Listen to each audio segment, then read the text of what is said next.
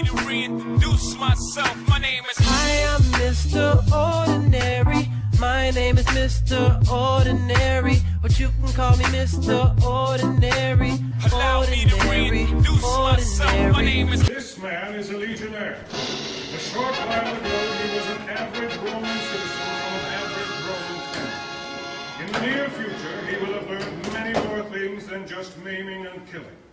For example, many soldiers take up pottery, leatherworking, weapon making, and other steel forging, prosthetic making, and maybe even dentistry. It's high noon now, and time for your main meal of the day. Better make it a good one. Perhaps some meat is in order. Goat, pig, ox, or maybe even chicken. Don't forget your grain beverage. Drink it all up. You'll need the energy for the marching and impending battle. That's right. Most likely by early evening, you'll be embroiled in a thrilling fight to the death with people you've never met, in a place that you've never been. Don't worry, we've sent scouts on ahead who are sure to give us the upper hand. Are you ready? You were born ready. There are things to do and places to go, and the Roman armed forces will supply both to healthy, adventurous, and patriotic young men with a will to smack the enemy where it hurts the most. Stop on your way out at the box office of this theater for complete information, or just walk outside your home and a recruitment officer will be along soon to whisk you away from your dull routine life. Here's your chance for excitement and to see all the wonders of the known world while helping to bring the rest of the world to its knees for the honor and glory of our emperor and his empire. Oh, Your Holiness, Holy Father, Your Holiness. Good Lord, what is it, man child? Oh, Pope Leo, there you are, thank God. Yes, Ophelia, I am here. Have you word from the north? Wait. Are you followed? No, Your Grace. You're positive there isn't anyone else about? Yes, Father. Your vault remains stationed at the south gate. Good. For Christ's sakes, it's so tiring talking like that. All right. Hit me with it, Killian. What's the fuss? Tell me what's happened. All right, so, as you know, Attila, the scourge of the church, has been the sole ruler of the Huns for quite some time now. He is the cruelest and the most terrifying enemy we've ever known. Yeah, I know. He's a real motherfucker. The nasty character. Well, anyways, when the emperor in the west, Valentinian III, stopped paying him a couple years ago, Attila invaded Gaul with an army of 500,000 men. Only by combining the armies of ours with the Visigoths were we able to stop his advance. But it was a total draw, and one of the deadliest friggin' battles I have seen. Well, now Attila invaded Italy. He destroyed the cities of Aquileia, captured Verona, he's collecting cash from Milan, and now he's about to advance on Rome. What about the emperor in the east? What's his name? Marcian? Yeah, him. Useless. Jesus Christ. Who should help us in our time of need? Your Holiness, what are we going to do? I mean, I feel the fall of the empire is imminent. All right, son. I know what I got it. I gotta go talk to this savage face to face. All due respect, Your Holiness, but are you out of your fucking mind? Maybe. But we have the strength of God on our side. And worst comes to worst, they give me a chance to know our soon-to-be all-powerful ruler. You go on ahead and tell him I want to meet him. What? Oh, you'll be fine. Ask him to meet me unarmed, alone, in the Mincio River, so as to assure no sudden attack or ambush. For Christ's sake, whatever you say. You gotta fight for your right. You gotta fight for your right. You gotta fight for your right. You gotta fight. I was recently contracted to choreograph the fight scenes in a play at the little college where I teach improvisation and theater. Fight choreography is another one of my theatrical specialities. This will be the second time in as many years the school hired me for theatrical fighting purposes. The first was for a 15th century style rapier sword duel. And now, this play, which has a few simple hand-to-hand street scraps seen between characters who are friends. I studied and was certified in various forms of stage combat while still in undergrad. The work is a lot of fun, and what actor doesn't want to be a swashbuckling rogue who bests his enemies at battle? So I continued to learn more styles after graduation. My favorite hand-to-hand concepts come from a style known as combat mime. Combat being the fighting between people, and mime being the incredible performance style of telling stories with only physical gesture, without the use of dialogue. I love this idea because it allows stage fights to further the plot of the play and not just add action for the sake of pace and allure. The most important element of all stage combat is the safety of the performers. Movie audiences are desensitized to violence and will watch countless scenes where people get their asses kicked for no apparent reason. But it's a thin line you walk in live theater. We need to keep the actors safe while making the fights look just real enough to keep the audience engaged and invested in the play. However, if the fights look too real, the audience turns to the safety of the actors, which causes them to stop following the story. Therein lies the challenge.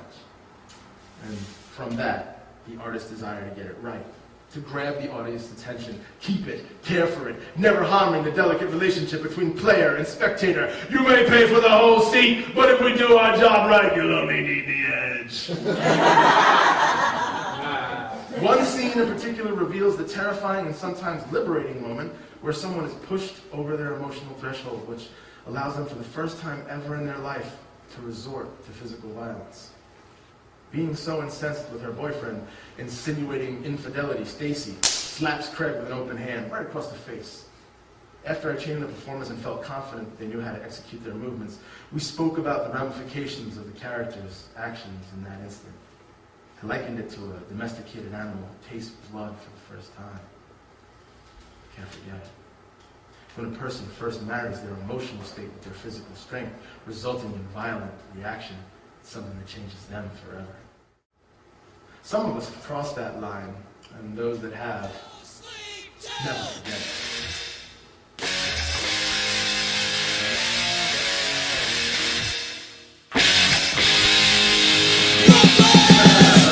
New York City in the 1980s was widely considered to be a scary place to visit and even tougher place to live, despite the strategically posted government-sponsored signs, which claimed the opposite. Brooklyn was my home, and arguably, argument being with folks from the Bronx, the most dangerous of New York City's boroughs, with neighborhoods like Brownsville, Bushwick, Bed-Stuy, and Bensonhurst all doing their part to keep that reputation alive. Brooklyn had become infamous the world over and built a sort of mystique, which us residents were largely unaware. Before its own gentrification, community planning, and diversity sensitivity, Bensonhurst, Brooklyn was synonymous with all things Italian-American, such as the Brooklyn accent, pizza and other such sauce and cheese-covered simple carbohydrates, cannoli and other such sugar and cheese-filled simple carbohydrates, the mafia, violence, eventually and ultimately, racism. The abject poverty and corruption didn't help in the situation anyway. This was no place to raise a sensitive, unassuming, caring, burgeoning artist like myself. That said, it was the home to my family since passing through Ellis Island in the 20s. And though I rarely looked for trouble, darn it if it just didn't seem to find me all the time. His name was Ricky Prolado. From kindergarten through the 3rd grade, we were casual acquaintances. We had a few really close friends in common. While we ran in the same social circles, I wouldn't say we were friends. We never shared a tasty snack or a stimulating nap-time conversation, nor did we revel together in gym class dodgeball victory. We just seemingly coexisted as 8-year-olds tend to do.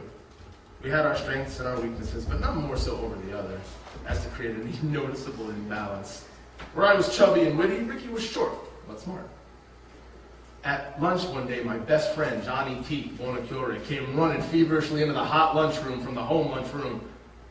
You see, the Brooklyn public school system, lunchrooms are segregated between students who could afford to bring their own lunch and those of us on government-sponsored programs who ate the balanced and healthy meals taxpayers provided.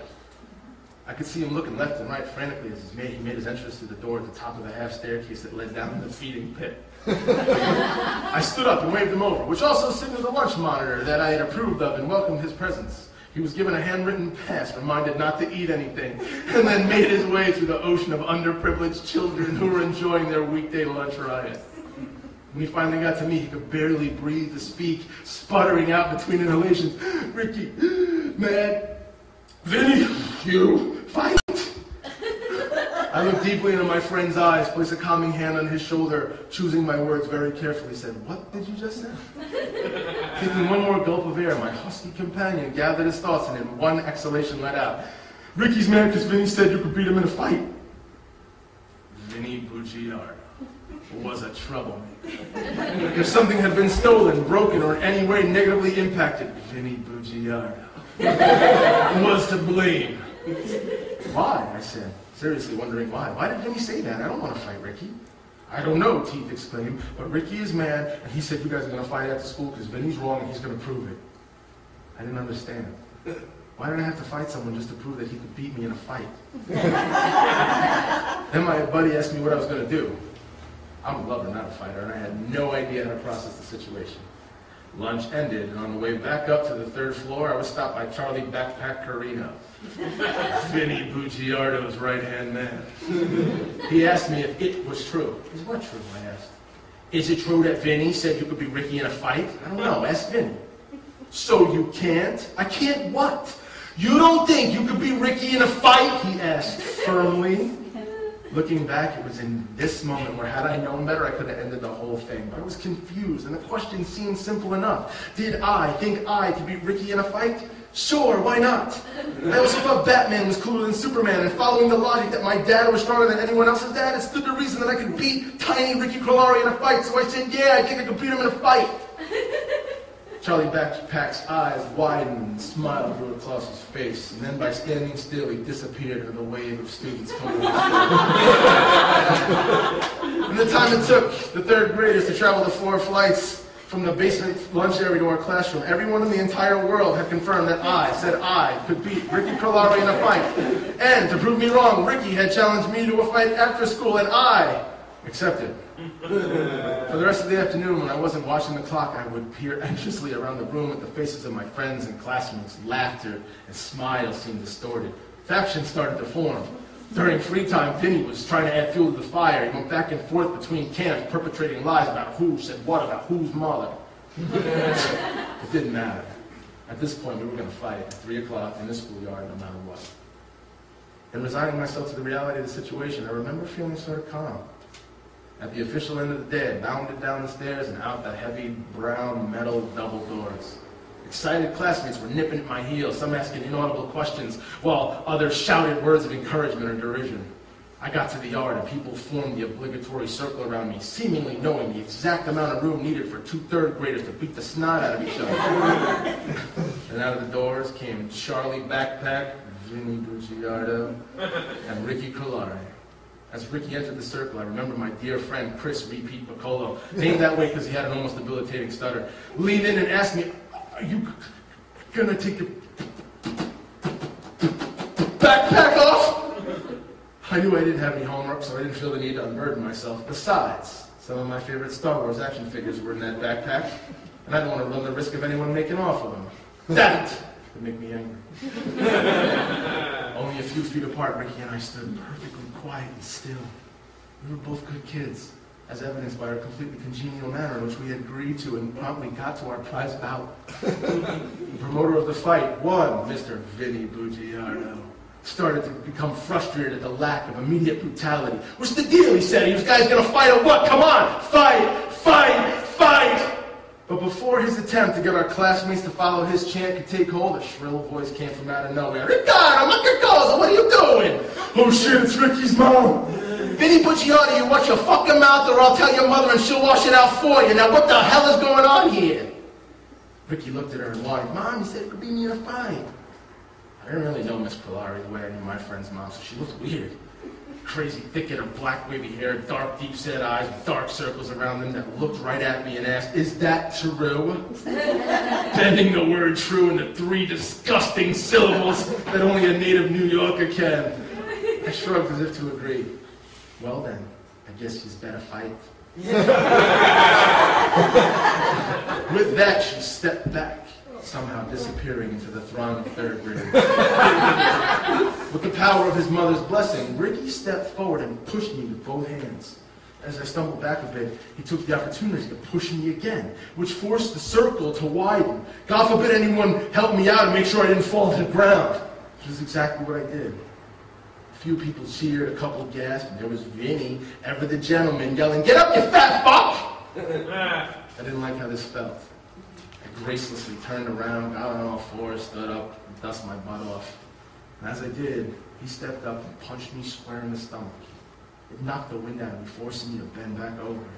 I could hear the disappointment of my peers' boos, and they were quick to remind Ricky this was a sucker punch, and he'd broken some unwritten schoolyard fight rule. I remember hearing him say, "Whatever," as though to silence their incredulity. Then, something happened inside me. I didn't get mad. I didn't feel ashamed and angry. But something snapped. And in a flash, I stood up, closed my eyes, and swung my right arm as hard as I could, barely making a fist. I don't know at all where I hit him, but I put so much energy into that punch that the momentum of it sent me flying into the crowd faster than expected this time, so I bumped into them.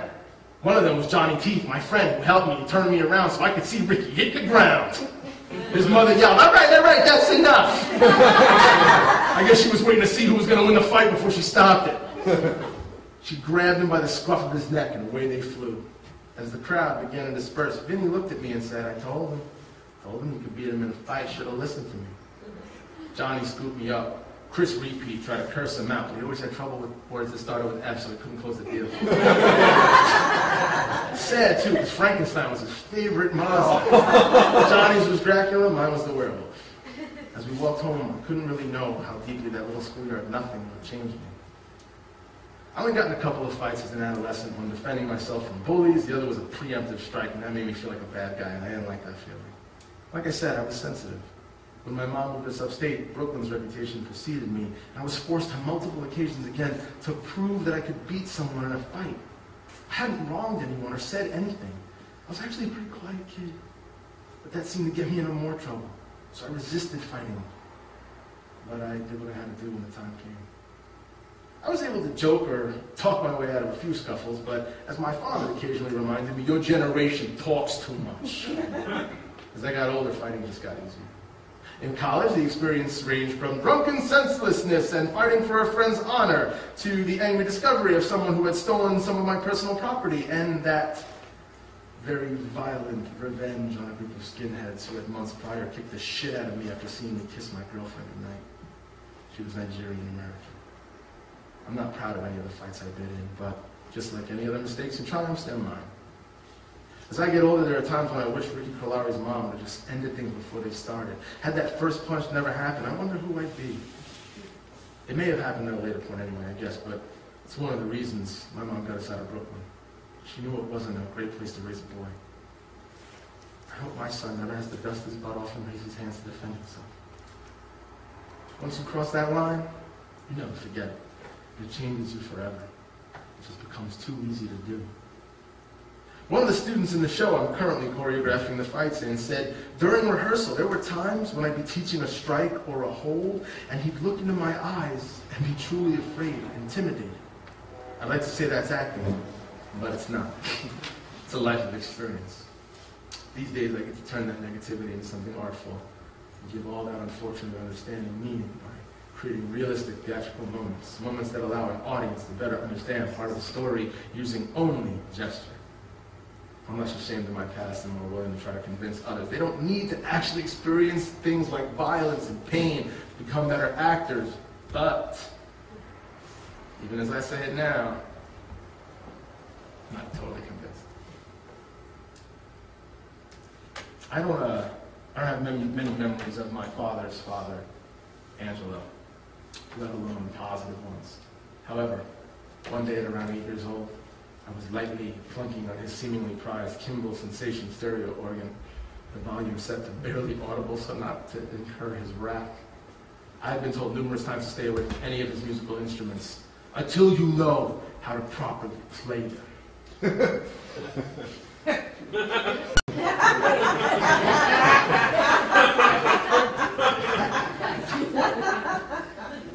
How are you gonna? I guess I became a little too enthusiastic with my tinkering because with my head lowered below the keyboard to be able to hear the sound coming out of the speaker, from behind me came this voice. What are you doing? Nothing, Grandpa. Oh, yeah. Doesn't look like nothing. He always breathed through his nose when he spoke. It made being spoken to him particularly intimidating. Move over. With that, I quickly scooped on the bench to give him enough room to sit beside me. He adjusted a few of the brightly colored backlit buttons, increasing the volume pressed the key and said, "Can you sing that?" It took a couple tries, but I was able to match the note in my high-pitched yet surprisingly confident voice. You see, I've been consistently and inadvertently working on my singing by doing so at the top of my lungs at home with my mom. We would joyously belt out some of her favorite Motown and Beatle records regularly. We did it again. Different note, same tone. Now sing that. It took me less time to find it as I was now warmed up. We did this for what felt like forever, but it was probably only a couple minutes. Finally, he said, "Pretty good. Keep working on it. Here, this will help." He reached over me to an assortment of random musical things that sat on a window box next to the organ and handed me this little red plastic box. Inside was a small, off-white, oddly shaped instrument of some sort. I didn't know what then, but it was a pitch pipe, the kind that's made for tuning a guitar. I gave a timid thank you, but he had already walked away. Not long after that, my father noticed me apparently trying to hyperventilate into this thing. I proudly showed it to him and said, "Little grandpa gave me." Surprised and a bit worried, my father swiped it and yelled up the stairs, "Pop, did you resist the law?" There was no answer. I swore he did, and that was good enough for my dad, because he knew I really didn't have a lie, and I would definitely not do so regarding anything that had to do with my grandfather, Angelo, for fear of serious reprisal. He gave it back to me and said, "Take care of this, okay?" I received a guitar for Christmas that year, along with a series of lessons at the local music store. I didn't stick with it back then. I wish I had. Sometimes in my teens, I lost the little red plastic cover. But to this day, whenever I fire up my guitar, on which I now rock out rather properly, you can always count on this little pipe to help me tune up. It's on my altar in remembrance of Angelo, but more so as a stark reminder that though fear is a motivator that runs deep in the roots of my family tree, love looks better. This is an MTA token.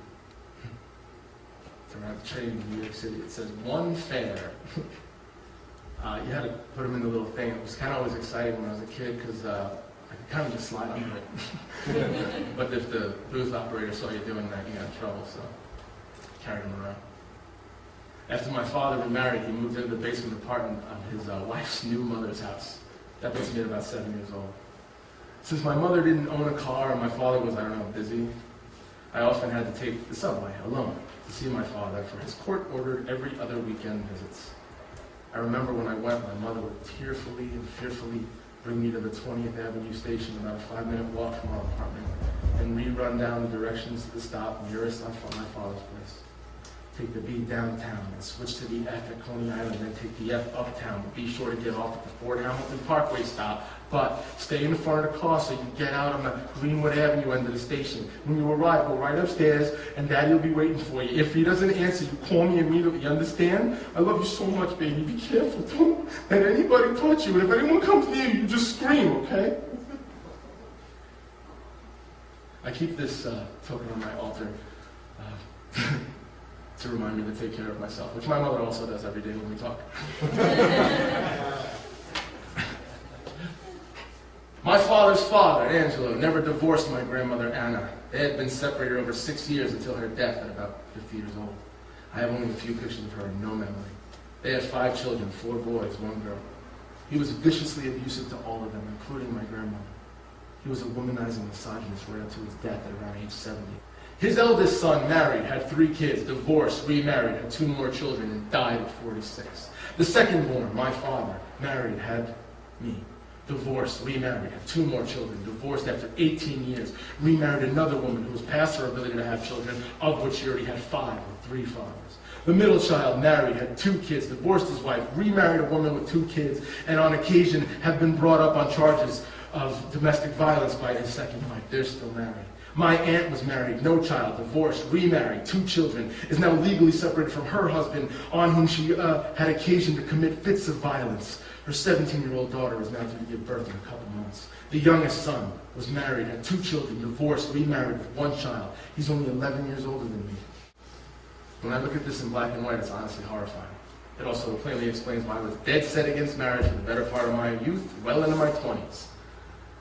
When I reached out to my mom for some clarification about the ages and details of my dad's family, she told me about an element of this story I didn't exactly know. My grandfather's mother, my great-grandmother on my father's side, was emotionally and physically abusive to her husband. and their 3 children, and ultimately threw my great-grandfather out penniless into the street. She remarried, had 3 more children with her second husband, who died only 8 years later. She outlived him by 20+ years. In an era when divorce was rare, for a woman to act in this manner was even more so. Her actions affected my grandfather profoundly and seemingly set the stage for generations of pain to come. My guess is this cycle didn't start with her, but it ends with me. My son will never see his mother abused, never know the pain of divorce, and never be without his father. I know they say never say never. I'm saying never.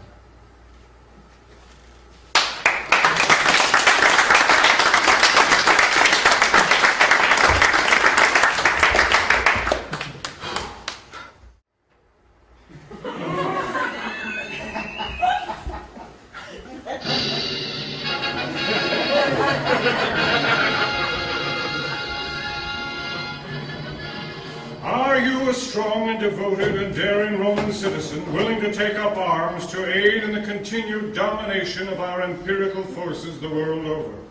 To be honest, whether you're an actual citizen is no concern of ours, as long as you are free-born. And being willing doesn't really matter either, as you may be subject to conscription at any moment, since volunteers aren't always forthcoming. Help us put the man in Rome. And stop by the box office of this theater on your way out for complete information. Or get up right now and go join. Why wait? How good is this show anyway? Romana Invicta. Rome. Never defeated. You come unarmed as promised. Do not assume, man of God, that though I am unarmed, I will not kill you where you stand. Make no mistake. I know who you are and what you are capable. Yet here I am. Yet here you are. Why? I want you to leave Italy peacefully. To stop all advances and retreat. Return from whence you came. Do you? There is famine in the north. Your supplies are dwindling. You have a palace across the Danube. Yet you set yourself in this muck. Do you think I care if I succeed, old man? You have no idea what drives me. What is it, money? For I can... I want to feel the blood of your people run down the flesh of my hands. I want the world to know the fear and pain I cause the mighty Roman Empire. I want to watch your cities burn, and I want for history to speak of the strength and cunning of Attila, king of the Huns, devourer of nations, murderer of gods. Well then, why just have them speak? Why not guarantee that strength and cunning for generations to come, the whole world over? I'm listening. What say we trade blood rather than waste it? We Romans are no amateurs when it comes to brains and brawn. Let me send for our most powerful women, from Rome's most influential families, and you can take them to your homeland and create a race of people more fearsome and intelligent than the world has ever known. And what of this trade? You do the same. And the very essence and soul of your people will grow and spread as Rome continues to, as you know, it will. Passing on that which no man can merely whisper into ears of scared schoolchildren. They will instead be your children, incapable of fear, like the ocean, as powerful and formidable as it is inspiring and vital, affecting all of humankind. They said the right man would face me. You didn't bring force. Instead, you offer what your Son of God claims to give freely to all who praise him, eternal life. Yet, I need not become a follower to gain this. I want the sister of the Emperor. Done. I accept this offer, Your Holiness.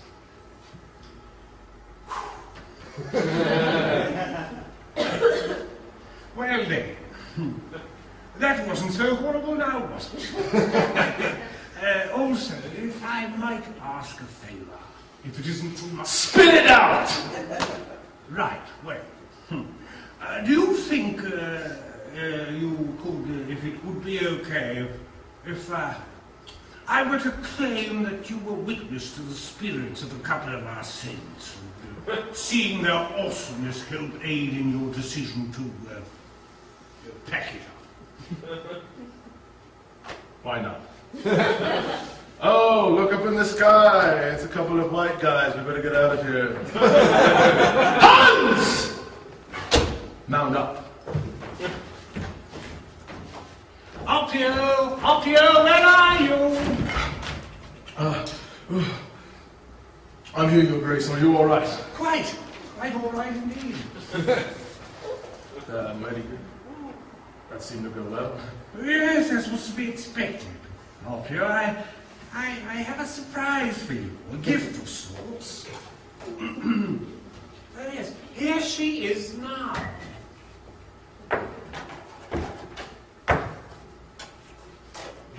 I don't understand you, Grace. Well, consider it the spoils of war. A war fought not on the battlefield, but in the psyche of great men. She's to be yours, as part of the terms of the Hun departure. You are to procreate and join the blood of the Romans and the Mongol tribe. Why not?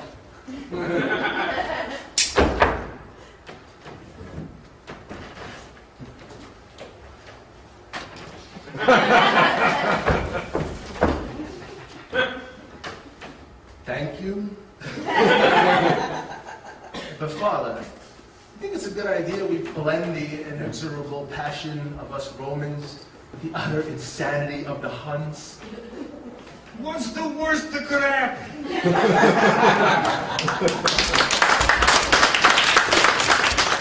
Deeply rooted in the human condition is the mysterious rule of three, evident in science, creative writing, visual art, composition, philosophy, natural phenomenon, and of course religion. The rule of three is that magical experience whereby something has been discovered, created, or made, is then explored, exploited, or examined, and is finally released, destroyed, or concluded. It is the beginning, middle, and end. Heaven, hell, and earth, the Father, Son, and the Holy Spirit, birth, light, and death. The amount of minutes you can survive without air, hours without securing your core body temperature, and days without food or water. Otolaryngology. ABC, 1, 2, 3, duck, duck, goose, yellow, red, blue, solid, fluid, gas, land, sea, air, rock, paper, scissors, Nina, Pinta, Santa Maria, life, liberty, and the pursuit of happiness. You know, once, twice, three times a lady, and it's going, going, gone! In comedy, it's the Three Stooges, the Marx Brothers, and nobody counts Zeppo and Gumbo.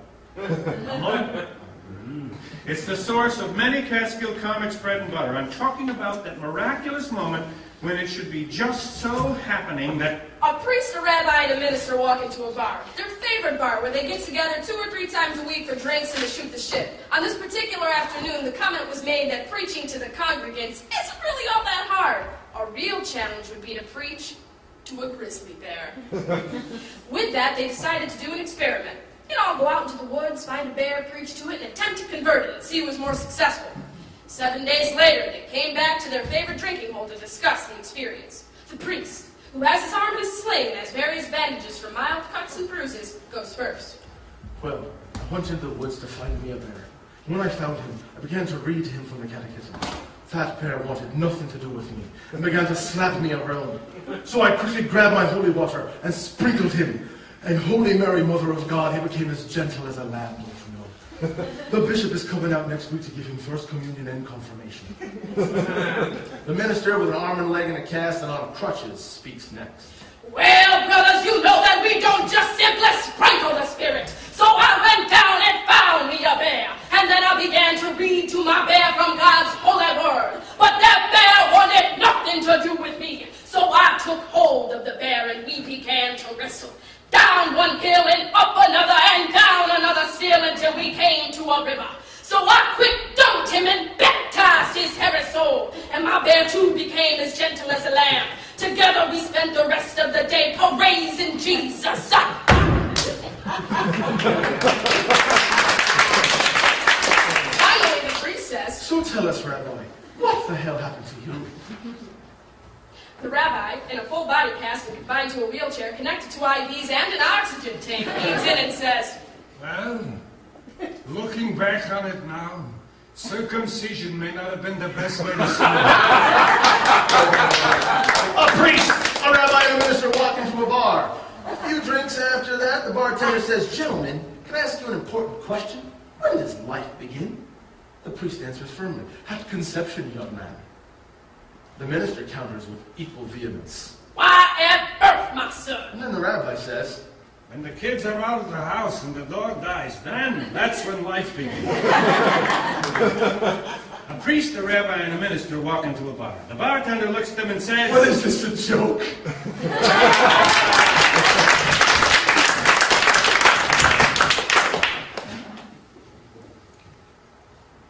Now, I could find all sorts of ways to break my life up into thirds just to prove this point, but I'm just going to go directly to the heart of vulnerability. I call this my 3 gestures. 14-year-old boy arguing on the phone with absentee divorced father. Throughout the phone call, it's revealed that they haven't spoken in almost a year, mostly due to tensions between said 14-year-old's mother and the father's second wife. The father, upset with the boy's slipping grades and obesity, makes empty threats and promises about taking the boy from his mother. The boy, though saddened, confused and deeply affected by the father's scathing remarks about his weight and mental capacity in ways he won't understand for years, sort of likes the idea of a fresh start, and in the middle of the screaming match asks through his tears, Well, can I have my own room? the argument continues. You don't understand what an unreasonable bitch your mother is being. If you ever call her a bitch again, I'll kick the shit out of you and you'll never see me again. I'll never see you again, because if you ever raise a hand to me, I'll put you in the ground right next to your fat bitch mother.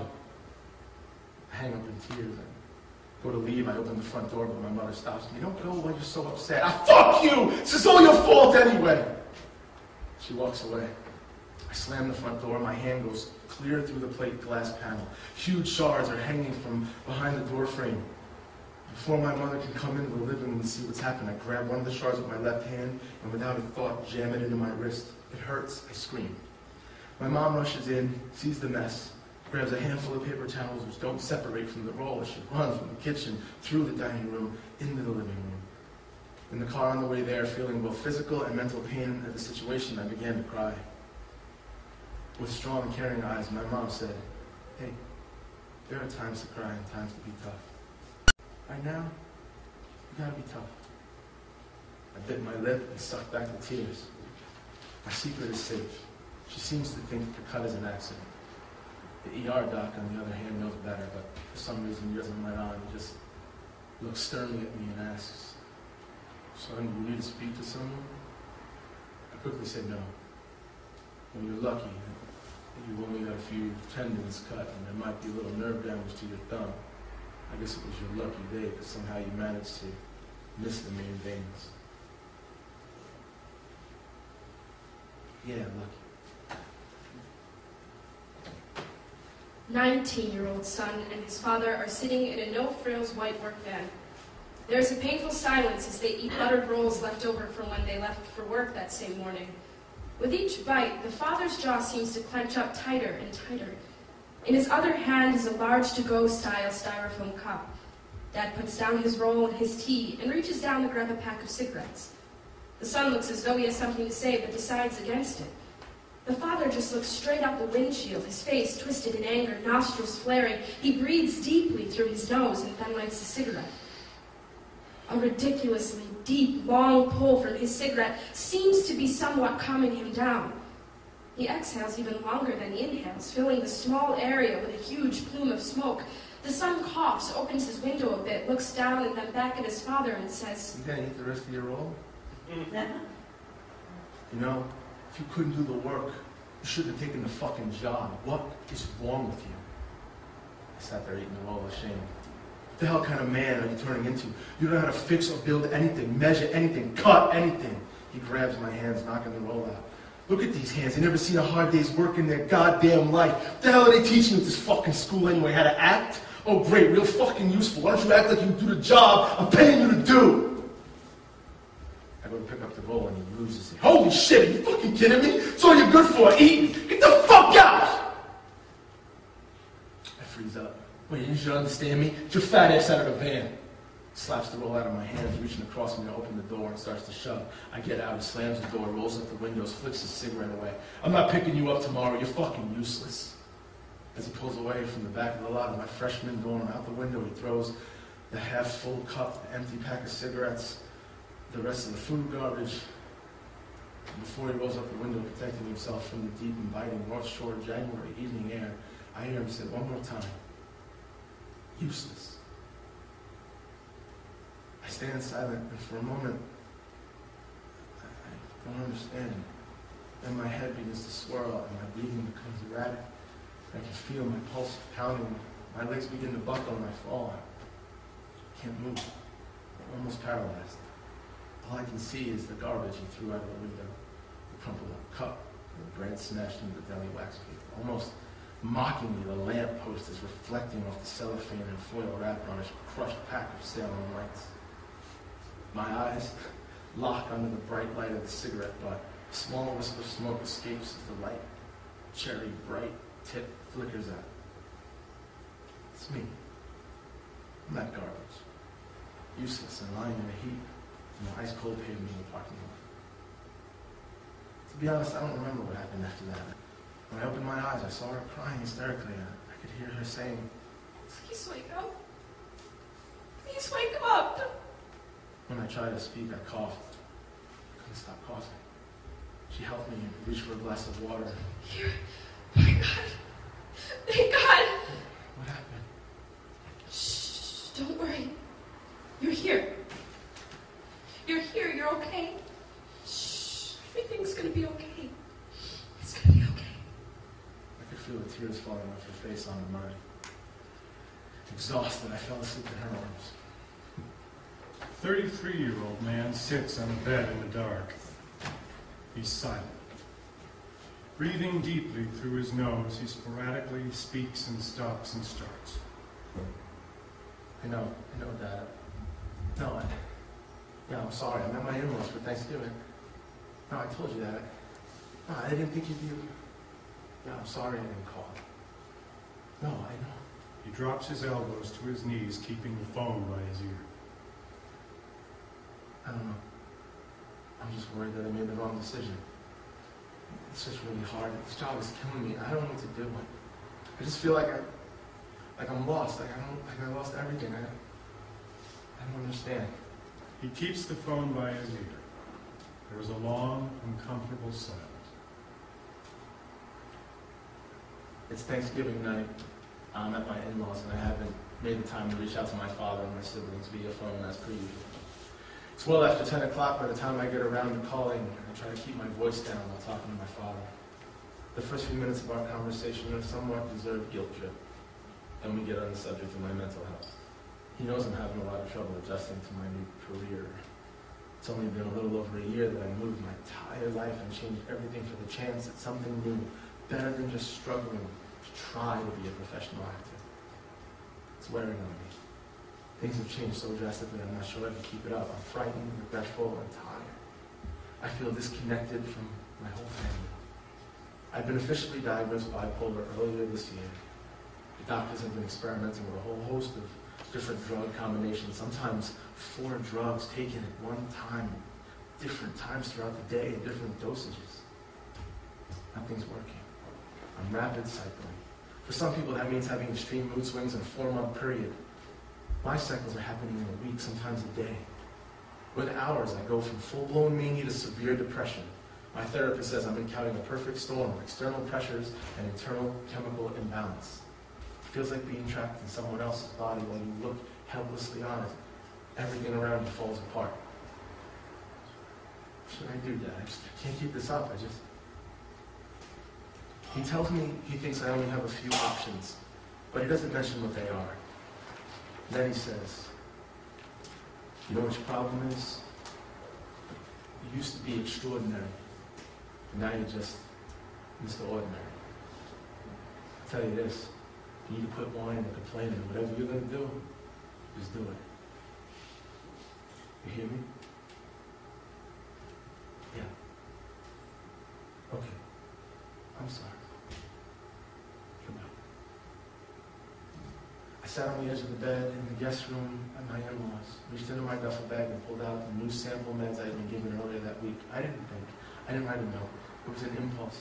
In a flash, I popped all the little pills out of their foil blister pack and took them all with a slug of water from the glass sitting by the bed.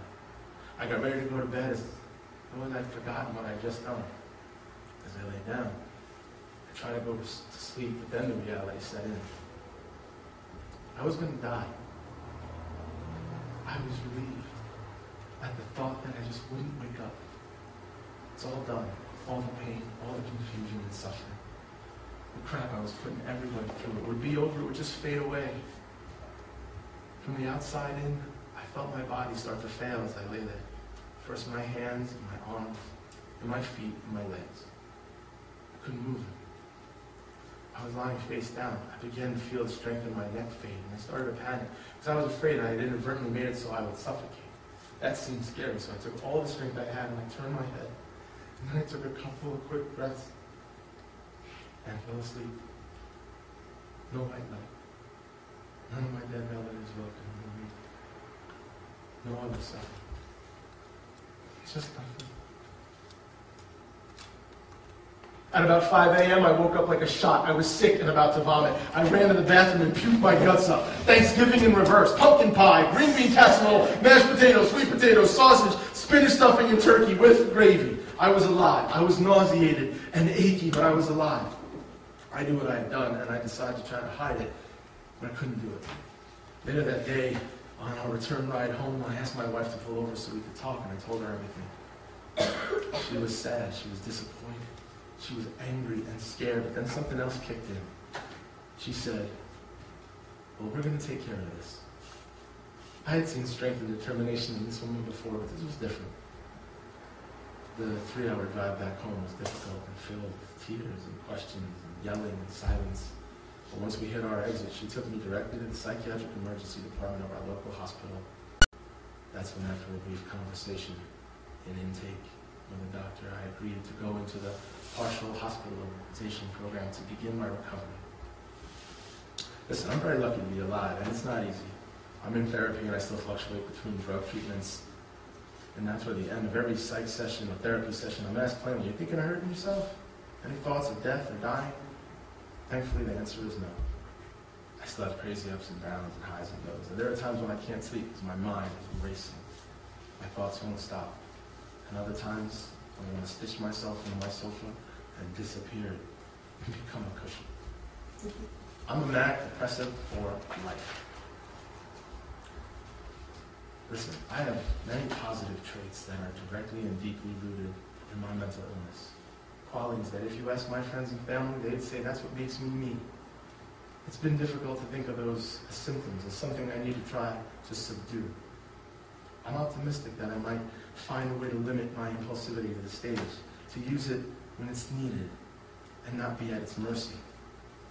My hope for trying to find some sort of mental balance is that it doesn't take or detract from my energy and passion. I have no plans to hurt myself. I have no thoughts of death or dying. I love being alive. But what I love most about it is feeling alive. Otherwise, what's the point? There's no cure, but part of my survival is very closely tied to my comedy training. It's admittedly morbid, but my hyper-awareness and the respect for the rule of 3 is something I take seriously.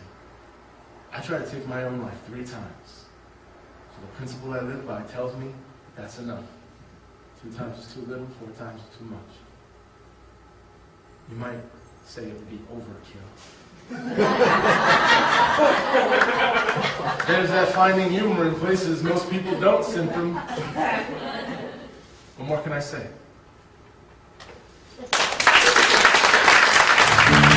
I can't get to sleep and think about the implications of diving in too deep, possibly the complications.